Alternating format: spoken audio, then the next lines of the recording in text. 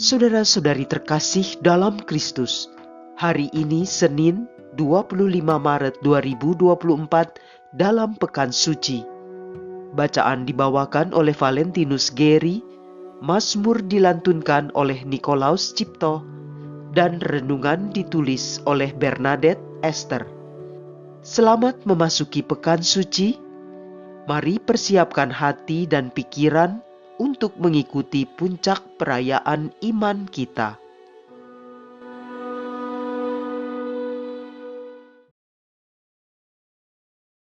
Dalam nama Bapa dan Putra dan Roh Kudus. Amin. Allah Bapa kami di surga, kami bersyukur atas satu lagi hari baru yang Kau anugerahkan kepada kami. Engkau masih memberi kami kesempatan untuk memperbaiki diri kami dalam pekan suci ini, mengubah hidup kami agar bisa menjadi manusia yang layak di hadapan-Mu. Kami persembahkan hari ini dalam tuntunan Roh Kudus-Mu, dan kami siap mendengarkan sabda-Mu, berpegang teguh dan mengamalkan sabda-Mu.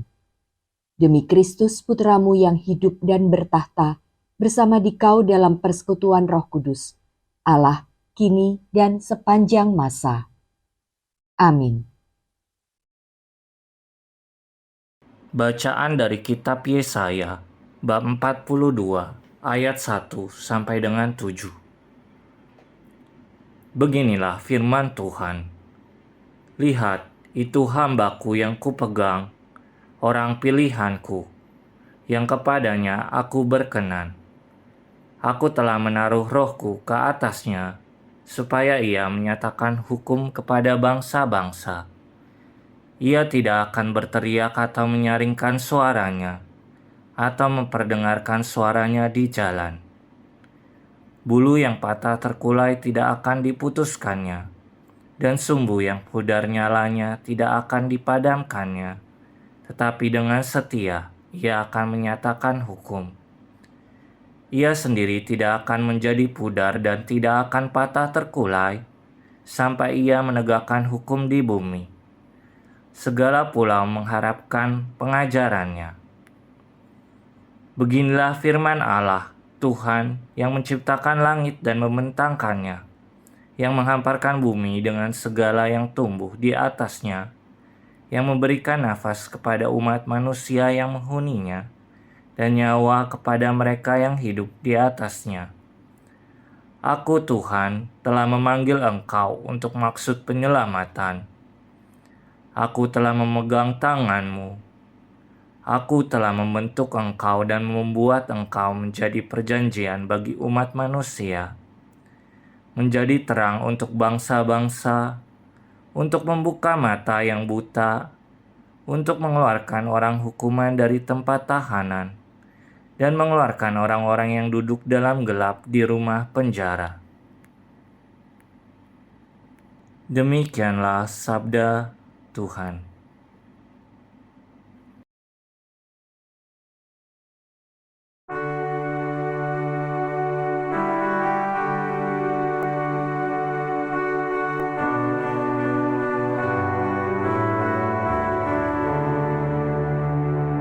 Tuhan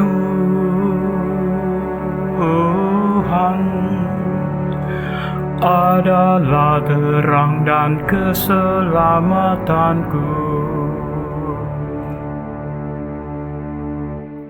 Tuhan adalah terang dan keselamatanku. Kepada siapa aku harus takut? Tuhan adalah benteng hidupku. Terhadap siapakah aku harus gemetar? Tuhan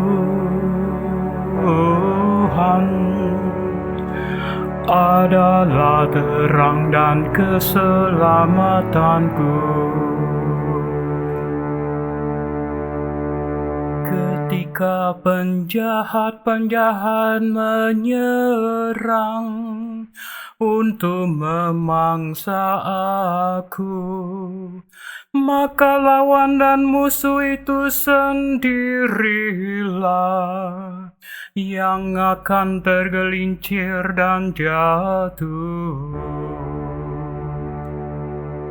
Tuhan adalah terang dan keselamatanku. Sekalipun tentara berkemah mengepung aku, tidak takutlah hatiku. Sekalipun pecah perang melawan aku, dalam hal ini pun aku tetap percaya. Tuhan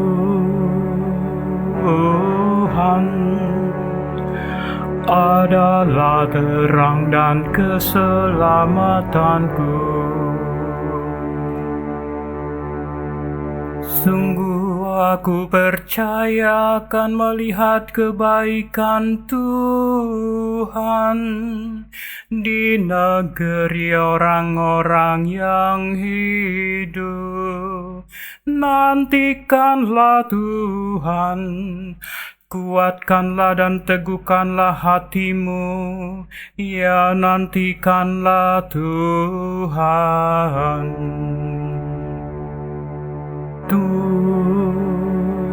Tuhan adalah terang dan keselamatanku.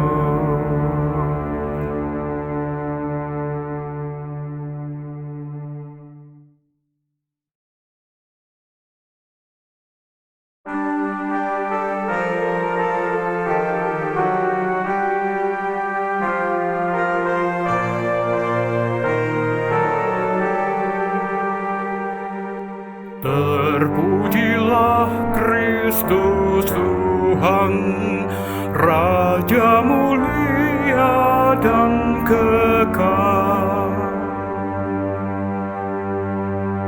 Salam ya Raja kami, hanya Engkaulah yang mengasihi kesesatan kami. Terpujilah Kristus Tuhan, Raja mulia dan kekal.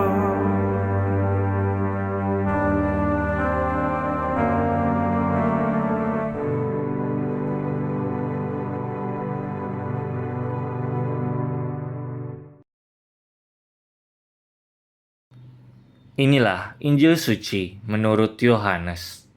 Bab 12 ayat 1 sampai dengan 11. 6 hari sebelum Paskah, Yesus datang ke Betania, tempat tinggal Lazarus yang ia bangkitkan dari antara orang mati. Di situ diadakan perjamuan untuk dia. Marta melayani, dan salah seorang yang turut makan dengan Yesus adalah Lazarus. Maka Maria mengambil setengah kati minyak narsuatu murni yang mahal harganya, lalu meminyaki kaki Yesus dan menyekanya dengan rambutnya. Dan bau minyak semerbak memenuhi seluruh rumah. Tetapi Yudas Iskariot, seorang dari murid-murid Yesus yang akan segera menyerahkan dia, berkata, "Mengapa minyak narsuatu ini tidak dijual 300 dinar?" dan uangnya diberikan kepada orang-orang miskin. Hal itu dikatakannya bukan karena ia memperhatikan nasib orang-orang miskin, melainkan karena ia adalah seorang pencuri. Ia sering mengambil uang yang disimpan dalam kas yang dipegangnya. Maka kata Yesus, "Biarkanlah dia melakukan hal ini, mengingat hari penguburanku. Karena orang-orang miskin selalu ada padamu, tetapi aku tidak akan selalu ada pada kamu." Banyak orang Yahudi mendengar bahwa Yesus ada di Betania. Maka mereka datang bukan hanya karena Yesus, melainkan juga untuk melihat Lazarus yang telah dibangkitkannya dari antara orang mati. Lalu imam-imam kepala bermufakat untuk membunuh Lazarus juga, Sebab karena dialah banyak orang Yahudi meninggalkan mereka dan percaya kepada Yesus. Demikianlah sabda Tuhan.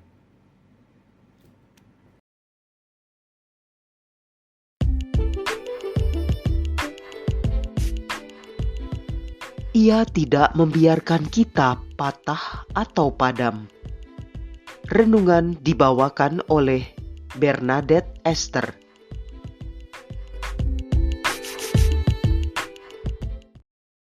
Oma, Opa, Ibu Bapak dan rekan-rekan muda yang terkasih dalam Kristus, tentu Anda pernah mendengar lagu yang berjudul Dengarlah Keluhanku, karya Ebit GAD. Untuk mengingatkan Anda pada lagu itu, saya akan melantunkan lagunya ya. Tidak. Saya khawatir suara saya justru merusak gendang telinga Anda. Saya bacakan saja penggalan syairnya. Begini. Dari pintu ke pintu, ku coba tawarkan nama. Demi terhenti tangis anakku dan keluh ibunya. Tetapi nampaknya semua mata memandangku curiga. Seperti hendak telanjangi dan kuliti jiwaku. Apakah buku diri ini harus selalu hitam pekat? Apakah dalam sejarah orang mesti jadi pahlawan? Sedang Tuhan di atas sana tak pernah menghukum. Dengan sinar matanya yang lebih tajam dari matahari. Kemanakah sirnanya nurani embun pagi? Yang biasanya ramah, kini membakar hati. Apakah bila terlanjur salah, akan tetap dianggap salah? Tak ada waktu lagi benahi diri. Tak ada tempat lagi untuk kembali. Lagu itu mengisahkan perjalanan hidup seseorang yang pada masa lalunya terlibat tindak kriminal. Ia bertobat dan ingin kembali hidup bermasyarakat dengan baik dan mencari penghidupan halal. Namun masyarakat mencemooh dan menolaknya. Tak ada tempat baginya di dunia ini. Lebih baik ia pergi selamanya dan tidak pernah kembali dalam kehidupan bersama. Oma, opa, ibu bapak, dan rekan-rekan muda yang disayangi Tuhan, tidak mudah menerima orang yang telah jatuh dalam kesalahan dan membuka tangan seluruhnya untuk merangkulnya. Jangankan menerima, mendengar namanya saja mungkin kita telah resah dan tidak nyaman. Mereka yang namanya telah jelek itu ibarat membawa kutuk dan malapetaka. Dalam kitab Yesaya yang kita dengar tadi, Yesaya mengambil ilustrasi buluh yang patah terkulai dan sumbu yang pudar nyalanya. Yesaya 42 ayat 3 mengatakan begini. Buluh yang patah tidak akan diputuskannya, dan sumbu yang pudar nyalanya tidak akan dipadamkannya. Tetapi dengan setia ia akan menyatakan hukum. Buluh hanyalah alang-alang kering yang tumbuh liar di banyak tempat. Kalau ada buluh yang patah, ia akan segera dibuang karena sudah tidak ada gunanya lagi. Begitu juga dengan sumbu yang nyalanya sudah pudar. Kedua benda itu merupakan gambaran dari orang-orang yang hidup tanpa pengharapan, tak diberi kesempatan hidup, dianggap tidak berguna, dan sudah menjadi sampah. Namun demikian, Yesaya menekankan pada kelembutan dan kerendahan hati hamba yang dipilih Allah, yang ke atasnya telah ditaruh Roh Allah. Dengan lembut, dia menghindari tindakan meremukkan buluh yang patah terkulai, yakni orang berdosa yang benar-benar menyesal, atau memadamkan kesaksian redup dari orang percaya yang lemah. Mereka tetap berharga di matanya. Mereka tidak diluputkan dari karya keselamatan Sang Mesias, Ia dapat memulihkan buluh itu hingga menghasilkan buahnya, dan pelita itu hingga menjadi terang yang bercahaya. Nah, oma opa, ibu bapak, dan rekan-rekan anak-anak Allah, bisa jadi saat ini kita mengalami keletihan batin atau beban yang sangat berat karena berbagai sebab. Kesalahan di masa lalu, jatuh dalam dosa, memikul tanggung jawab yang seakan di luar kemampuan, atau berbagai alasan lain yang membuat kita seperti buluh yang patah terkulai atau sumbu yang tak berkedip. Tetapi di mata Tuhan, kita yang tidak berharga serta tidak berguna, tidak dihancurkannya atau dibuang. Baginya kita tetap berharga. Karena itu, tetaplah menaruh harapan pada Yesus Sang Mesias yang lemah lembut dan rendah hati. Yesus akan membangkitkan pengharapan kita karena Dia adalah sumber pengharapan akan kebahagiaan dan keselamatan. Ia selalu memanggil kita untuk kembali datang ke hadirat-Nya, menghibur dan memulihkan kita. Bagaimanapun kondisi dan keadaan kita saat ini, Ia tetap peduli dan memandang kita dengan penuh kasih setia, dengan tangan-Nya yang terbuka yang hendak memeluk kita.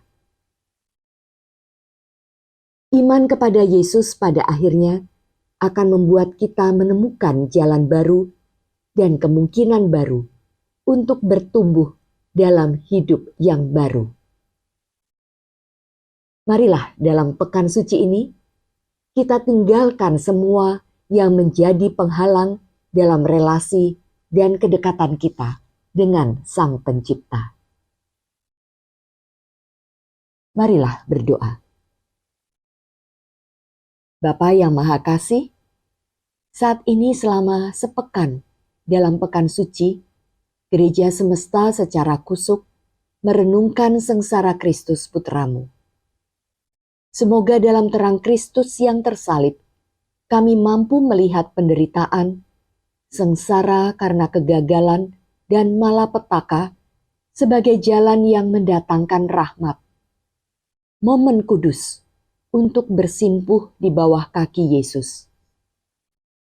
Kami ingin memiliki keyakinan seperti Maria yang bersimpuh di bawah kaki Yesus tanpa ragu, takut, dan malu untuk memohon agar dipulihkannya. Mampukan kami untuk melihat di balik awan gelap, penderitaan dan kemalangan, ada matahari cinta kasih Allah yang selalu bersinar. Amin. Dalam nama Bapa dan Putra dan Roh Kudus. Amin.